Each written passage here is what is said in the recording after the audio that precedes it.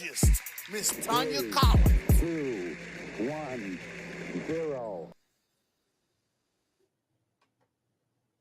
Hi, everyone. Welcome to Moneyality Mondays. My name is Tanya Collins, and I am the Miss Moneyalogist. I am excited to be on tonight. As I expressed last week, I am actually going to take each of the moneyality types. There are 5 of them, and I am going to dissect each one of them and share different things about them where their parents about the child that has those personality types, and some things that the parents can do to help them, or kind of guide them through um, living as a keeper. So last week we talked about the splurger, and that's an excessive circulator. So I am going to go back over that. Like I say, these segments are going to be about 30 minutes, just enough to get you excited about what I'm doing and to have a little insight on what Moneyality is. Moneyality is actually an online course where the course will teach students how they think and feel about money by learning their moneyality types. It's an amazing assessment that they take, and it, based on their results, it then gives me the things that I need to know about which of their moneyality types there are. They can also have a primary and a secondary, but I want to encourage in my course also that you can have all 5 in you. And that's where I would say you're having somewhat of a balance in your life if you can identify what each of the moneyality types. So before I move on, well, I'm always wanting to talk about my sponsors. And we're going to start tonight with Joy Media Group. Joy Media Group is an amazing company. I will also say that Joy Media Group now is offering coaching for anyone interested in their business improvements, or just to have someone to help you get business ideas, strategies to help you. So Joy Media Group is joymediagroup.net. The number is 901-618-9501. Now, the next one is Nick Venti. Nick Venti Design is the one stop for mobile apps, animation, and web design. Nick is, like I say always, every week he is an amazing web designer. He will be doing all 3 of those services for me, for my Moneyality company, and I look forward to working with him. And as I work with him pretty much weekly. So his number to reach him is 662-902-9737.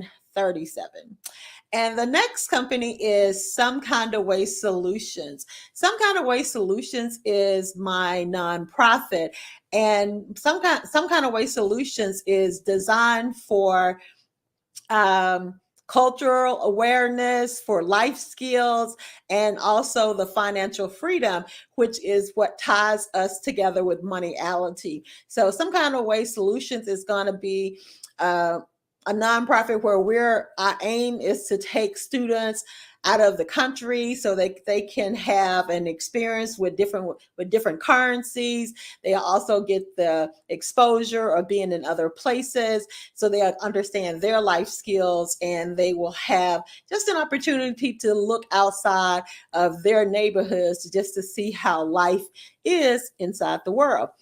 And with that being said, I want to just tell everybody I appreciate my sponsors. So let's start with all 5 moneyality types. The moneyality types are splurger, which is the extreme circulator. That was what we discussed last week. And then we have the keeper, which is going to be our topic tonight. And they are the serious saving circulator. Very serious, very intense about circulating. And then there's the tracker, which is the planning circulator. And then we have the adventurer, which is the risky thrill-seeking circulator. And we have the mingler, which is the carefree socializing circulator. And I am going to talk about each one of them in the next few weeks. But tonight, let's focus on the keeper. The keeper is a serious saving circulator. And tonight we're going to ask the question, do you really save now or do you circulate? That's the question. So that's what's so fun about that for me, is that I am a keeper. That is my primary moneyality type. My secondary moneyality type is adventurer, and that will be discussed later in the next few weeks.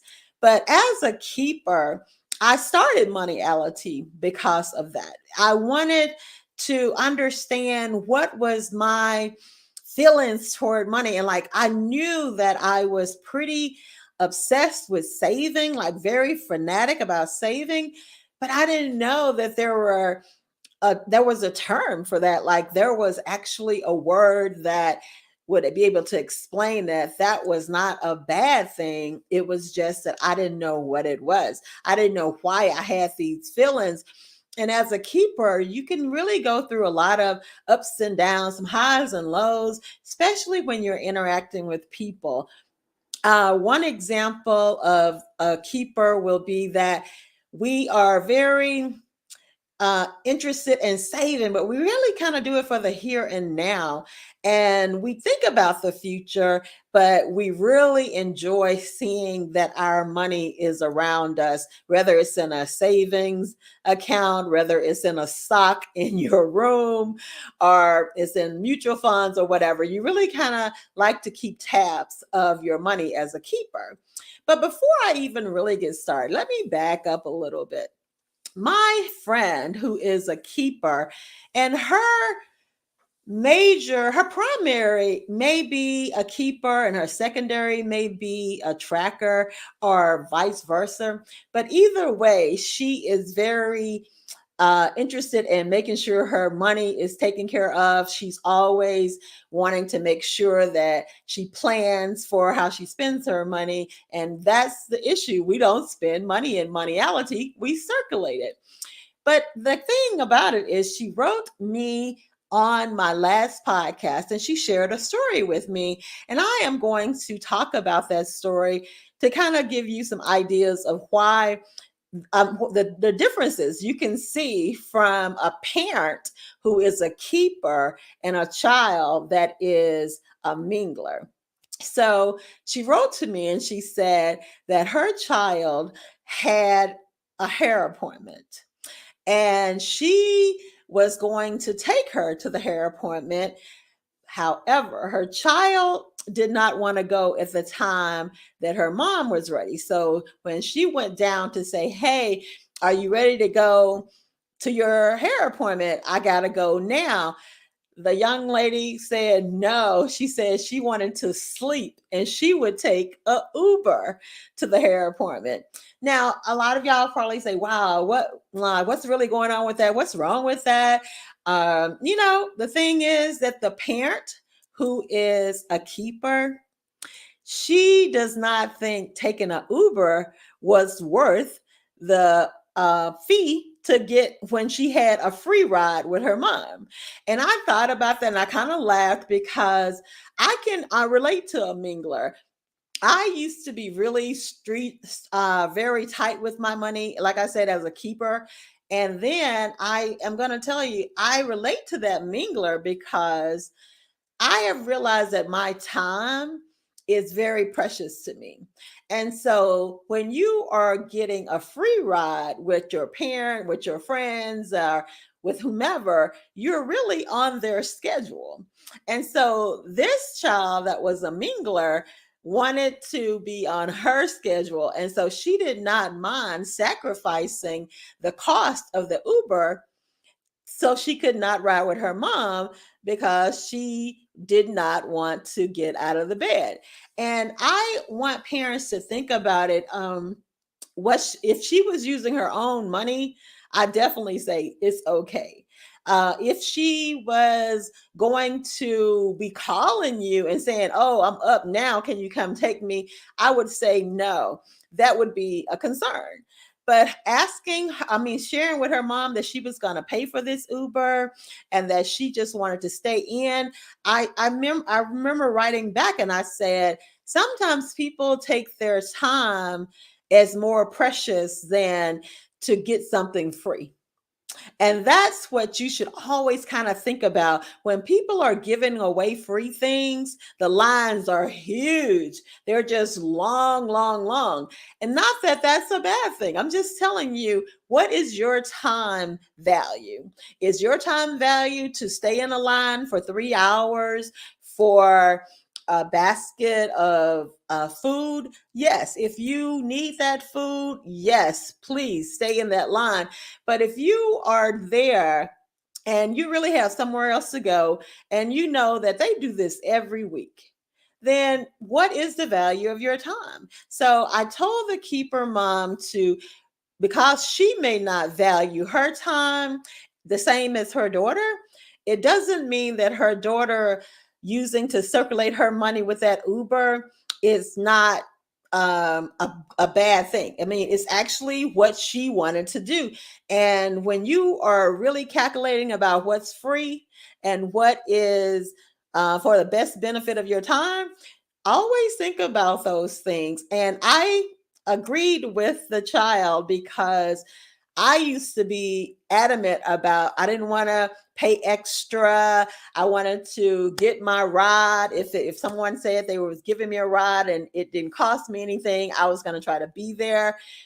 But over the years, I've decided that, you know what, as a keeper, that's one of my pride moments where I have learned that it's okay to use your money to save time if you need to extend your time by paying for something at a later time, because there is nothing I like now than to just be able to make a choice and say, do I want to get up in the morning and catch the bus that's for free?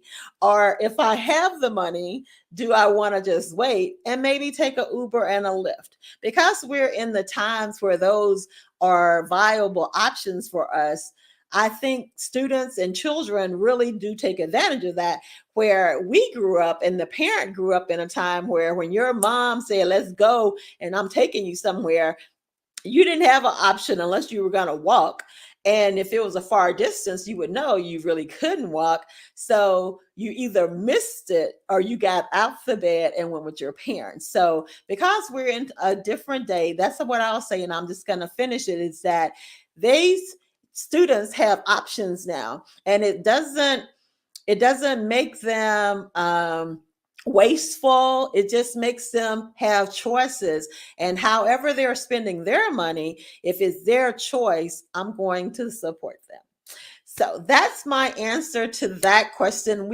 I'd love to talk more about it. If anybody else have questions, just leave questions, and you can talk to me now through the chat, or you can leave questions on the chat when this is over and you're just watching it later.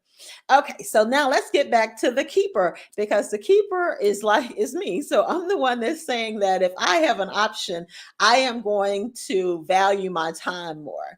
So let's talk about some things that the keeper child will do. Keeper children will be the ones. Let's go to the next slide for them. It's always aware of price. A keeper person is always aware of price. They tend to ask about price. They tend to go and look at the clearance racks, and they actually like to collect things. They are thinkers. They move very cautiously. And they also are not impulsive buyers. As a keeper, I am telling you, as a child, I did these things. I had this same mindset even as a little child.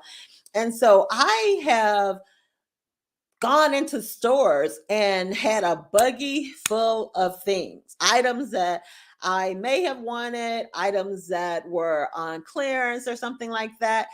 And I will walk around that store, and for whatever reason, I'll think about it and say, you know what?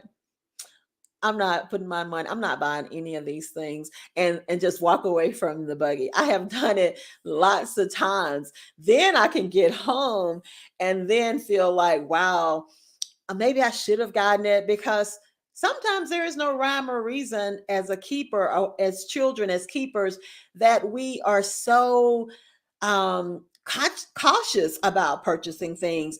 And that's a reason that like I say, I'm always going to say I started Moneyality because of that. It really affects our personalities. It affects how people view us. And Lord knows I've had all kind of words saying that I was frugal, I was stingy, I'm selfish. And it was because in my mind as a keeper, we reserve the right to save our money, and we already have in our heads how we want to use it. Whether we're saving for something we want in the here and now, we don't really always look to the future, but we just like I say, collecting things. So we will collect our money. We tend to be hoarders sometimes and just buy things that are no need for right now, but you see it and you're like, oh, I might can use this hair dryer, and you bald headed. Like, really? Like, no. Or maybe we'll get the hair dryer and say, wow, when I'm keeping my niece, I'm going to maybe have to do her hair. But that's not anything that is concrete. And we will purchase that thinking it's a great deal because it's on clearance for $5. A hair dryer that costs $40 is on sale for $5. We feel like that's such a bargain that we will get it. And then we end up having lots of things around that are bringing us like we're hoarders, like we start collecting these things. So I'm definitely going to tell you, as a parent or as a friend, when you're talking to a child that's a keeper, or even dealing with yourself if you feel like you're a keeper, I want us to listen tonight and just think about, how does this affect you going forward? Are you really missing out on memories because you are being tight in the moment? And that's what we're not wanting to do. So, the next thing I want to talk about with a keeper child is that they struggle with repeated payment plans. Most of the time, when we see something that we want, or an activity as a student would want to do in school, we see it, and then it may say that, oh, it's $200 to be a cheerleader, or $200 to get your uniform and all the accessories you need to play football, track, or whatever. That initial $200 is not something that's going to worry the keeper. But what happens with the keeper is that when the coach comes, or the cheerleader coach comes and says, oh, by the way, you need an additional 50 because we're going to all have ribbons in our hair, or we're about to paint our helmets. Oh, wow. You should just know it takes us to a whole nother level of, like, you didn't tell me that we had to pay an extra 50. And it could just really take us out of source, because in our mind, we're stuck on the 200. At the 200, we are done. If you come back later and say it's 201, we have a problem with that. And I definitely have experienced it. And it's like, wow, how do you do this? It's real, people. It's very serious, and it's not something that I'm smiling, but it's not necessarily something to be laughing at, because when you are a child and you feel this way, can you imagine that you have your sights on saying, hey, I want to be a cheerleader, but then the coach comes and say, oh, you need an additional $50 for this, you need an additional 25 for that.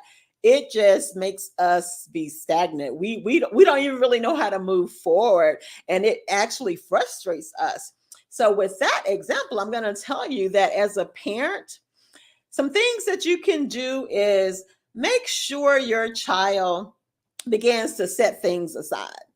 I think that that as a keeper, that these children or myself, we are so fixated on saving this money that we do not look beyond these blinders. I mean, we're not looking anywhere. We are straight ahead. We know what we want to purchase. We know that cost, and anything that knocks it past these blinders, we are not interested in. So we will not participate in activities if the cost is too much for them.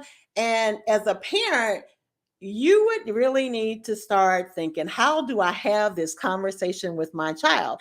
And that's what I'm here for, to help us have conversations with our children about money. So a parent would need to say, if a child gets an allowance, or if a child works and they have the money that they have made from their job, you have to be able to have a conversation and tell a keeper, because it's so important, that they should put money aside and just have that money as their miscellaneous fund, or whenever they are saving for any activity they want to do, to always add an additional maybe $50 just for incidentals. And that way, that'll relieve them of that anxiety that they get when someone adds an additional cost to something that they have already thought about, that they had their blinders on for the 200. So that's one suggestion I'll tell a parent, is to be very mindful of it.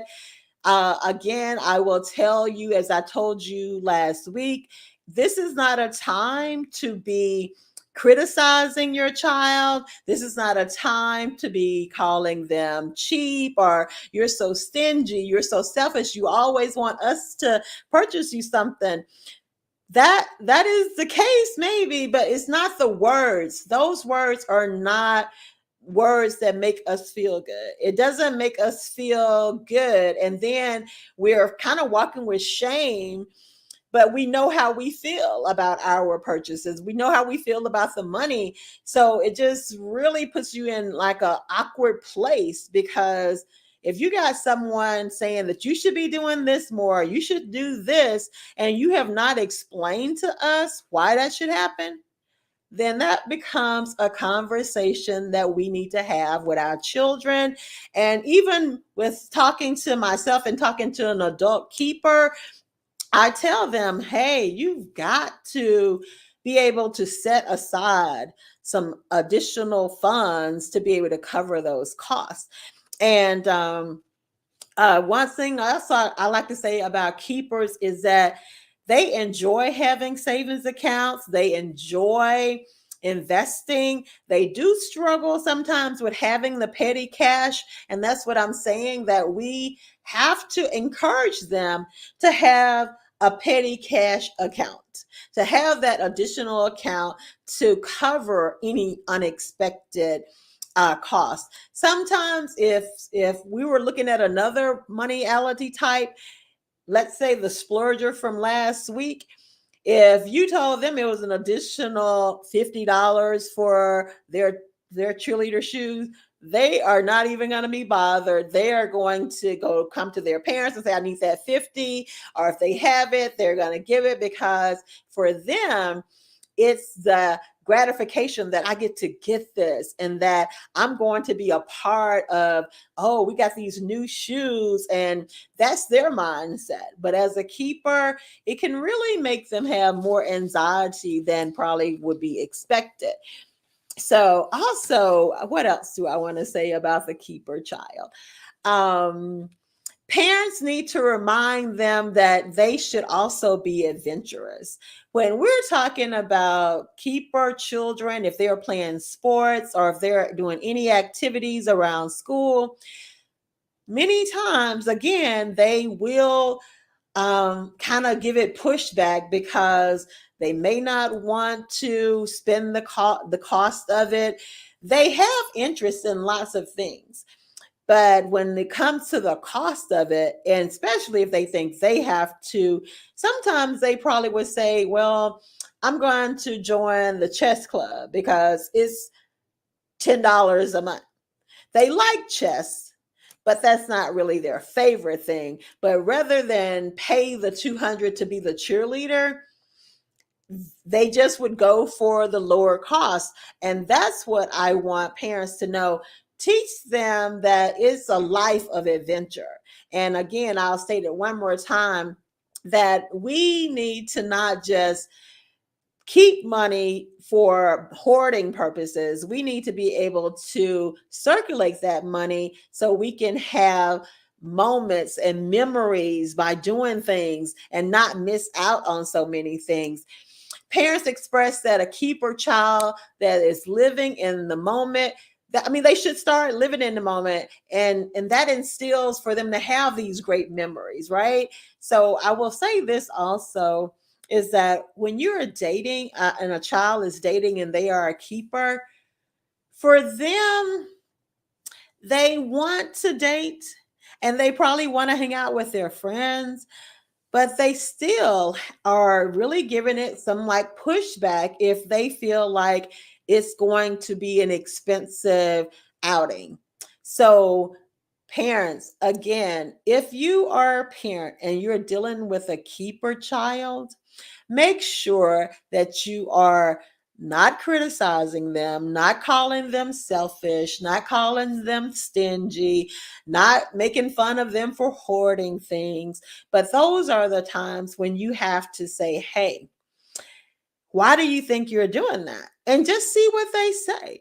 Because many times we don't even recognize that we're doing it. And I think that infuriates people even more because they think, oh, you should know better.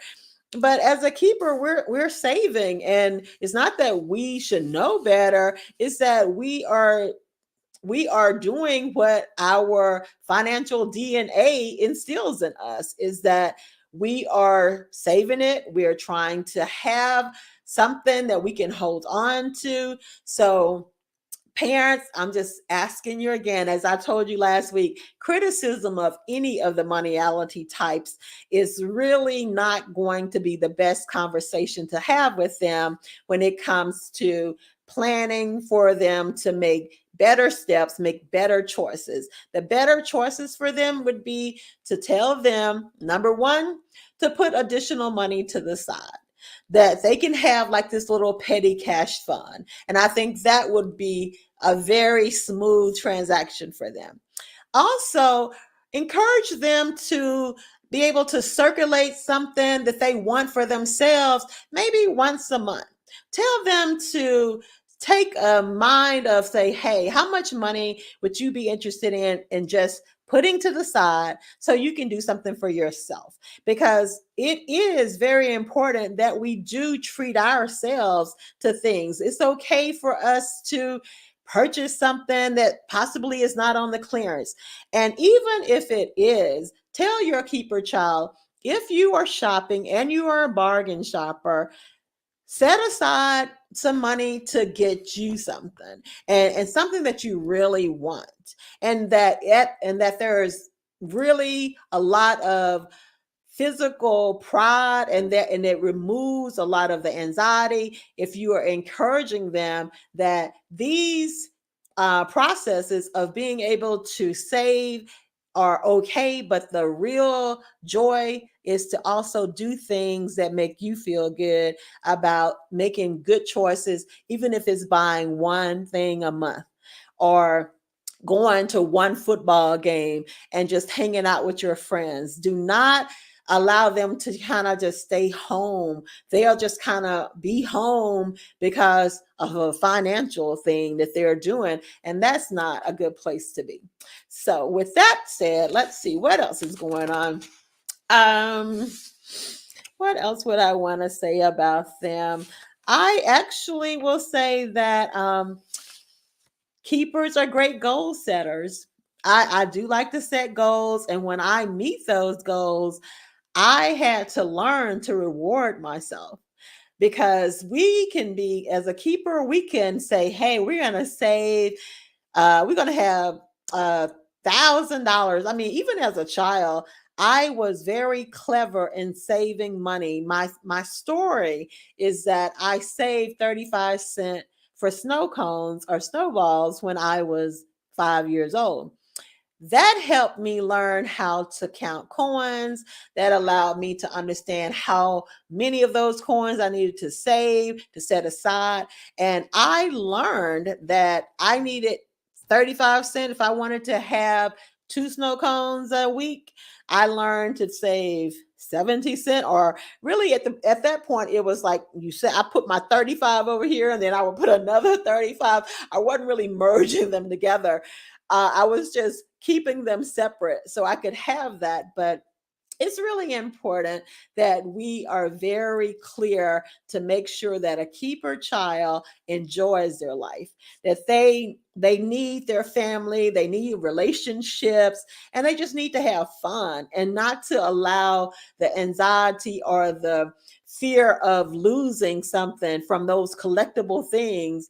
That it's okay, that is, you're gonna totally be okay if you are able to let them know, and even showing them that putting something aside will be okay. So with that being said, as a keeper, I love who we are. I love who I am now. And if I had someone to give me these lessons when I was a little girl, I'm sure I would have had more joys. I've had an amazing life, but I know as an adult that I have not taken the opportunity to do an event or go somewhere because I was not wanting to circulate the money to buy the ticket, and just, and you have it. Like, if you have this money and you don't enjoy it, because what was I saving it for? I like I said, keepers don't always know why they're doing it. They just like to have collection and be able to go to their accounts and see it there. So yeah, I'm really excited. That I hope everybody is going to tune in. Next week we're going to be talking about the tracker, and the tracker is the Moneyality type. They are the planning circulators. They circulate, but they are constantly planning how they circulate. So tonight was the keeper. Save now or circulate? That was the question. And keepers have to be kind of encouraged to save, but also to have a life where they can purchase things and have joy in their life. So with that being said, I am done for tonight. I hope you've had an amazing time listening. Please put comments in my comments under my video, and I will answer them on the next show. Take care. Have an amazing Monday. This is Moneyality Monday with Tanya Collins, the Miss Moneyalogist. Take care. Moneyality.